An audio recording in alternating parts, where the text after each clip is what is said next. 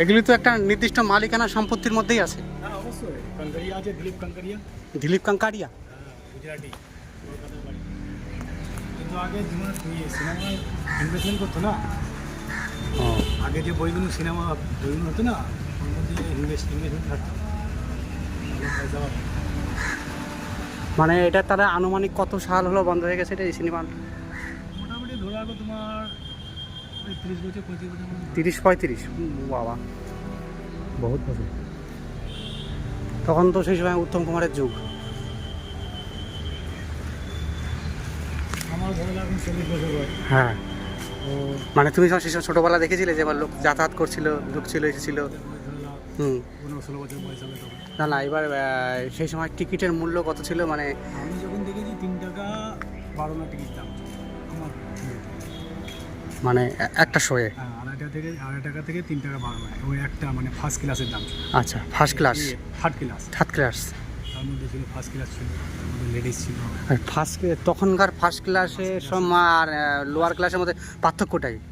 Third ক্লাসটাও তো একদম সামনের দিকে বসতো, আচ্ছা আর ফার্স্ট ক্লাসটা পিছন দিকে বসতো। এই হলো ব্যাপার, ওই লেডিস থাকতো ওদিকটা। আর এখনকার সিনেমা হলের কথা আর বিবরণ দিয়ে লাভ নেই। না, এখন সিনেমা হল বলে কিছুই নেই, এখন মানে শখে যায় শুধু মানুষ। শখে, হ্যাঁ, আর একটু ফাইজ লাগিয়ে বেশি। বিশাল ছিল, হ্যাঁ, বিশাল ভিড়। বিশাল ভিড়, মানে একটা বই দেখা মানে বিশাল ব্যাপার। এই সিনেমা দেখতে যাবো, সিনেমা একটা। দেখো বন্ধুরা, পান্ডোয়ার এটাও একটা ঐতিহ্য।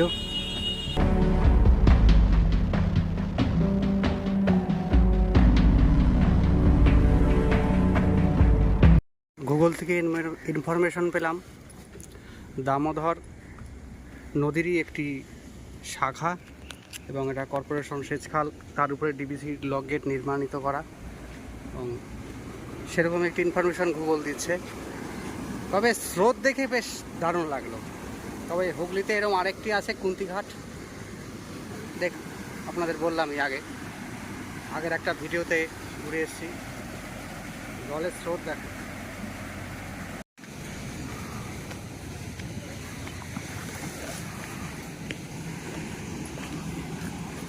বাবা, এগুলো সব ভেঙে গেছে রে,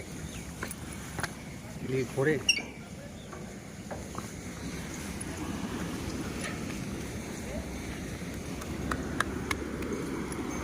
ও মাই গড, লোহায় তো জং ধরে গেছে। এবার ধুম করে পড়ে ঠরে যাবো না তো?